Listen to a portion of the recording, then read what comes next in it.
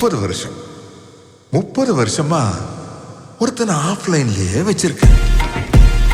அவனுக்கு தெரிஞ்சது